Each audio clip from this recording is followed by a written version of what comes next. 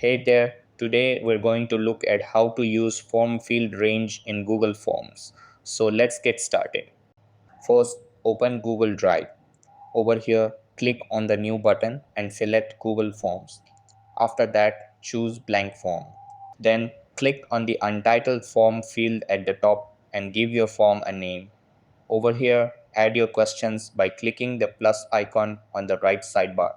After that, click on the three vertical dots in the top right corner and select Get Add-ons. Then search for Form Ranger, click on it and install. Authorize your account and complete the installation. Over here, click on the puzzle piece icon, select Form Ranger and click Start. Then choose the spreadsheet you want to connect with your form.